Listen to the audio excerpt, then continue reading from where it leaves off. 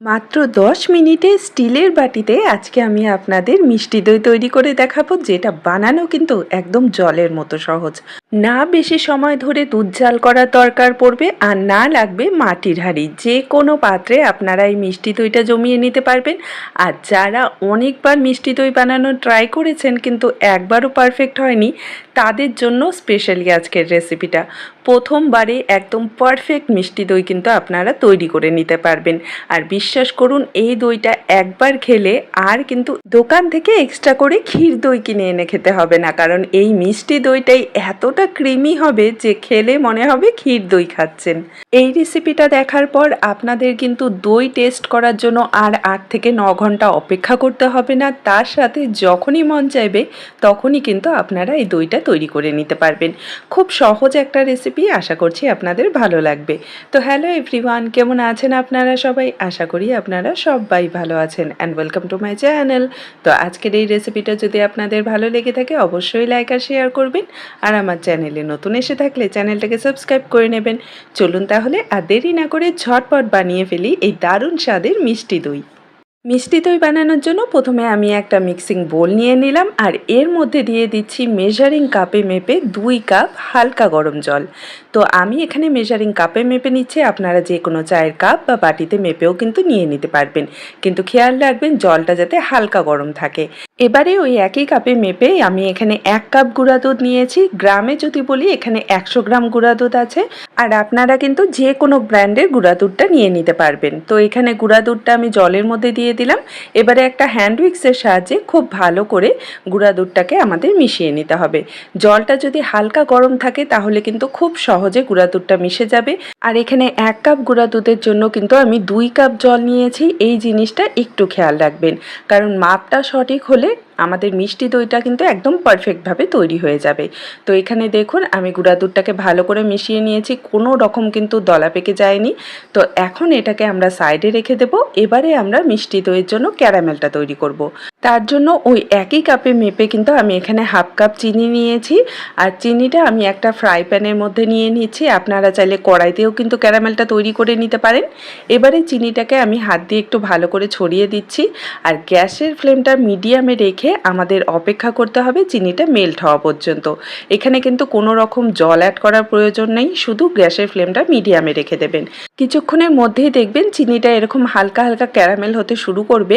যখন মোটামুটি অনেকটা ক্যারামেল মাঝে তৈরি হয়ে যাবে ঠিক তখনই কিন্তু আমাদের নাড়াচাড়া শুরু করতে হবে। তার আগে কিন্তু কোনো রকম হাতা বা খুন্তি লাগাতে যাবেন না। তো এবারে অনবরত নাড়াচাড়া করে আমাদের ক্যারামেলটা তৈরি করতে হবে। আচ্ছা, অনেকেরই কিন্তু ক্যারামেল তৈরি করতে গেলে ক্যারামেলটা পুড়ে যায়, ঠিকঠাকভাবে তৈরি হয় না। বিশ্বাস করুন, এই রেসিপিটা ফলো করে একবার ক্যারামেল বানিয়ে দেখুন, কোনো রকম তেতো ভাব আসবে না, একদম পারফেক্ট তৈরি হবে। তো গ্যাসের ফ্লেমটা মিডিয়ামে রেখেই কিন্তু আমাদের ক্যারামেলটাকে প্রথমে মেল্ট করতে হবে, যতক্ষণ না ঠিক এরকম গোল্ডেন কালার আসছে। যখন দেখবেন যে এরকম গোল্ডেন কালার চলে এসেছে তখনই গ্যাসের ফ্লেমটা করে দেবেন লোতে, না হলে কিন্তু ক্যারামেলটা পুড়ে যাবে, ঠিকঠাকভাবে হ্যান্ডেল করতে পারবেন না। তো এখানে ক্যারামেলটাকে আমি আরেকটু হালকা লাল হওয়া পর্যন্ত কুক করব। আমি আপনাদের দেখিয়ে দেবো, আমি কিন্তু এখানে কোনো রকম কাট করিনি। কয়েক সেকেন্ডের মধ্যেই দেখবেন যে কালারটা গোল্ডেন থেকে একটু লালচে টাইপের হয়ে যাবে। এই যে দেখুন ঠিক এরকম, তখনই কিন্তু গ্যাসের ফ্লেমটা অফ করে দিতে হবে, কারণ প্যানের হিটেই কিন্তু এটার মধ্যে আরেকটু কালার চলে আসবে। তো নাড়াচাড়া করে এটাকে কিছুক্ষণ আর কি কয়েক সেকেন্ড একটু নাড়াচাড়া করে নেব। তারপর এর মধ্যে আমরা অ্যাড করে দেব জল। এখানে কিন্তু আমরা ডাইরেক্ট দুধটা অ্যাড করব না, প্রথমে ওই একই কাপে মেপে 1 কাপ জল অ্যাড করে দেব। তো জলটা দেওয়ার পর এটাকে একটু নাড়াচাড়া করে নেব, যাতে যে প্রচণ্ড গরম আছে এখন, তো সেই গরম ভাবটা একটু কমে যায়। তার জন্য এটাকে একটু কিছু সময় আর কি আমাদের নাড়াচাড়া করতে হবে। আর জলটা দেওয়ার পর কিন্তু দেখবেন যে ক্যারামেলটা এরকম দলা পেকে যাবে, তো সেটা নিয়ে কোনো চিন্তা নেই, এটা কিন্তু আস্তে আস্তে ঠিক হয়ে যাবে, মানে একদম মিশে যাবে। তো এখানে দেখুন আমি কিছুক্ষণ এটাকে নাড়াচাড়া করে একটু হালকা আর কি ঠান্ডা করে নিয়েছি। তো এবারে এর মধ্যে আমরা যে দুধটা রেডি করে রেখেছিলাম সেটা পুরোটাই দিয়ে দেব, আর গ্যাসের ফ্লেমটা অন করে একদম হাইতে রেখে আমাদের এটাকে কুক করতে হবে। তো এই জিনিসটা একটু খেয়াল রাখবেন, যেভাবে বললাম একবার সেভাবে রেসিপিটা বানিয়ে দেখুন। আমি 100% গ্যারান্টি দিয়ে বলছি যে মিষ্টি দই প্রথমবারই একদম পারফেক্ট তৈরি হয়ে যাবে। তো এবারে ফ্লেভারের জন্য আমি 3টে এলাচ দিয়ে দিচ্ছি। এটা পুরোপুরি অপশনাল, যদি ইচ্ছে হয় খেতে ভালো লাগে তাহলে দিয়ে দেবেন। তো হাই ফ্লেমে রেখেই কিন্তু দুধটা আমাদের আর কি জাল করতে হবে যতক্ষণ না এটা 2 কাপ হয়ে যাচ্ছে। মানে আমরা কিন্তু টোটাল 3 কাপ এখানে জল অ্যাড করেছি। প্রথমে 2 কাপ দিয়েছি, তারপর কিন্তু ক্যারামেলে 1 কাপ দিয়েছি। তো এই দুধটাকে জাল করে হাই ফ্লেমে 2 কাপ করে নিতে হবে। তো এই যে দেখুন এখানে কিন্তু আমি দুধটাকে জাল করে নিয়েছি, আর এখন কিন্তু অনেকটাই ঘন মনে হবে। আর গুঁড়া দুধ দিয়ে যদি আপনারা মিষ্টি দইটা তৈরি করেন তাহলে কিন্তু দুধ বেশি সময় জাল করার ঝামেলা হয় না, খুব তাড়াতাড়ি ঘন হয়ে যায়। তো এখানে দেখুন দুধটাকে আমি জাল করে নিয়েছি, একদম 2 কাপের মতো হয়ে গেছে। আমি আপনাদের একটু ঘনত্বটা দেখিয়ে দিচ্ছি, ঠিক দেখুন এরকম হবে, খুব বেশি কিন্তু ঘন করার দরকার নেই। যখন দেখবেন যে 3 কাপ দুধ কমে 2 কাপ হয়ে গেছে, 2 কাপের মতো হয়ে গেছে, তখনই গ্যাসের ফ্লেম অফ করে দেবেন। আর এই দুধটাকে কিন্তু অবশ্যই এভাবে একটু পরপর নাড়াচাড়া করে হালকা একটু ঠান্ডা করে নিতে হবে। তো দুধটা এখন একটু ঠান্ডা হতে থাক, ততক্ষণ চলুন আমরা দই বীজটা তৈরি করে নিই। তো এখানে আমি একটা ছাঁকনির মধ্যে 3 টেবিল চামচ দই রেখে দিয়েছিলাম। তো এক্সট্রা জলটা যে আছে সেটা বাটিতে পড়ে গেছে। তো এভাবেই কিন্তু আপনাদের দইটাকে জল ঝরিয়ে নিতে হবে। তো এবারে এই দইটা আমি একটা মিক্সিং বোলে নিয়ে নিচ্ছি। এখন একটা হ্যান্ড উইক্সের সাহায্যে আমি এটাকে খুব ভালো করে ফেটিয়ে নিচ্ছি। হ্যান্ড উইক্স না থাকলে কাঁটা চামচ দিয়েও এটা করে নিতে পারেন। তো ফেটানোর সময় একটা জিনিস খেয়াল রাখবেন, এখানে যাতে কোনো রকম দানা ভাব না থাকে, একদম ক্রিমি একটা স্মুথ আমাদের কিন্তু দইয়ের মিক্সচার আর কি তৈরি করে নিতে হবে। তো এই যে দেখুন এখানে কিন্তু দইটাকে আমি খুব ভালো করে আর কি ফেটিয়ে নিয়েছি। আচ্ছা, আপনারা চাইলে কিন্তু এখানে মিষ্টি দইটাও দই বীজ হিসেবে ব্যবহার করতে পারেন। আর এদিকে কিন্তু আমাদের যে দুধটা সেটা মানে অনেকটাই ঠান্ডা হয়ে গেছে, হালকা একটু গরম আছে। আর এই জিনিসটা কিন্তু সব থেকে ইম্পর্টেন্ট, দুধটা যদি খুব বেশি গরম থাকে তাহলে কিন্তু দই জমানোর পর সেটার থেকে জল ছেড়ে যাবে, আর যদি খুব ঠান্ডা হয়ে যায় তাহলে কিন্তু দইটা জমবে না। তো এবারে 1 হাতা দুধ আমি যে দইটা ফেটিয়ে রেখেছিলাম টক দইটা তার মধ্যে দিয়ে দিচ্ছি, আর এটাকে খুব ভালো করে মিশিয়ে নিচ্ছি। তো প্রথমে একবারে পুরো টক দইটা দইয়ের মানে দুধের মধ্যে দিতে যাবে না, প্রথমে কিছুটা নিয়ে মিশিয়ে নেবেন, তারপর পুরো দুধটা দিয়ে ভালো করে মিক্স করে নেবেন। আবারও বলছি, দুধটা যেন খুব বেশি গরম না থাকে এই জিনিসটা একটু খেয়াল রাখবেন। একটা আঙ্গুল দিয়ে চেক করে নেবেন, কয়েক সেকেন্ড যদি দেখেন যে রাখতে পারছেন আঙ্গুলটা দুধের মধ্যে তাহলে বুঝবেন যে টেম্পারেচারটা একদম পারফেক্ট আছে। তো এখানে দেখুন আমি ভালো করে মিশিয়ে নিয়েছি, আর কত সুন্দর ফেনা তৈরি হয়ে গেছে। এবারে আমি এই মিষ্টি দইটা স্টিলের বাটিতে আর কি তৈরি করব, তার জন্য এখানে আমি একটা স্টিলের বাটির মধ্যে পুরো আর কি দইয়ের মিশ্রণটা দিয়ে দিচ্ছি। আপনারা চাইলে কিন্তু টিফিন বাটিতেও এটা আর কি দইটা জমিয়ে নিতে পারেন, যে কোনো পাত্রে, চাইলে গ্লাসেও জমিয়ে নিতে পারবেন।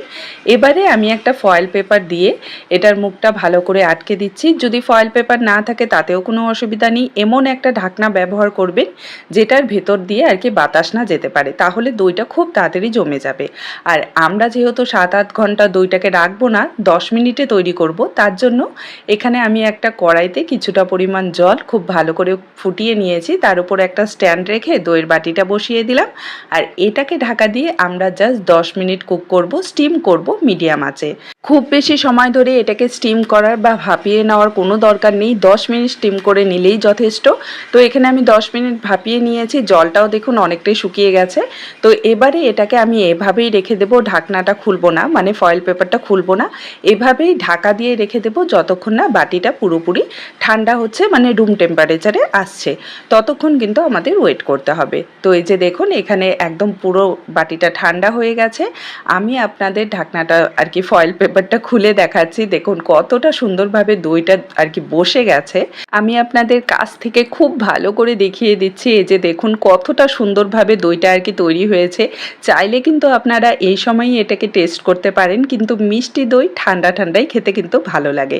তো এই দইটাকে আমি এখন ফ্রিজে রেখে দেব 1 থেকে 1.5 ঘন্টার জন্য, যাতে একটু ঠান্ডা হয়ে যায়, তারপর এটাকে কেটে আপনাদের দেখাচ্ছি।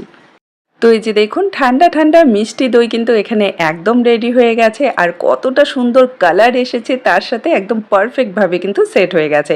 আমি আপনাদের বাটিটা উল্টেও দেখিয়ে দিচ্ছি, এই যে দেখুন পড়েও যাচ্ছে না, কিচ্ছু হচ্ছে না, কোনো নড়াচড়া নেই, একদম পারফেক্টভাবে কিন্তু সেট হয়ে গেছে। এখন আমি আপনাদের এটাকে কেটে দেখাচ্ছি, তাহলেই আপনারা খুব ভালো করে বুঝতে পারবেন যে কতটা সুন্দরভাবে এই দইটা তৈরি হয়েছে। আপনারা হয়তো দেখেই বুঝতে পারছেন, আমার বলে দেওয়ার আর কিছুই নেই। তো মিষ্টি দই খাওয়ার জন্য কিন্তু আর ঘন্টার পর ঘন্টা ওয়েট করে বসে থাকতে হবে না, যখনই মন চাইবে তখনই বানিয়ে নিতে পারবেন। আর দইটার মধ্যে কিন্তু কোনো রকম জল ছাড়েনি, আপনারা দেখেই বুঝতে পারছেন। একদম চামচ দিয়ে কাটা যে দই বলা হয় না, যেটা চামচ দিয়ে কাটলে একদম পিস পিস টাইপের বেরিয়ে আসে, ঠিক সেরকমই কিন্তু এই দইটা তৈরি হবে। একদম ক্রিমি এটার টেক্সচার হবে, জাস্ট মুখে দিলেই মনে হবে যে আপনারা ক্ষীর দই খাচ্ছেন। এই রেসিপিটা ফলো করে যদি একবার আপনারা মিষ্টি দই বাড়িতে বানান, আমি গ্যারান্টি দিয়ে বলতে পারি আপনারা আর কোনো দিন দোকান থেকে মিষ্টি দই কিনে এনে খাবেন না, আর পরিবারের সকলের কিন্তু খুব পছন্দ হবে। আজকের এই রেসিপিটা যদি আপনাদের ভালো লেগে থাকে আমাকে কমেন্টে জানাতে কিন্তু একদমই ভুলবেন না। দেখা হবে আরেকটি নতুন রেসিপি নিয়ে। ভালো থাকবেন, সুস্থ থাকবেন, বাই বাই।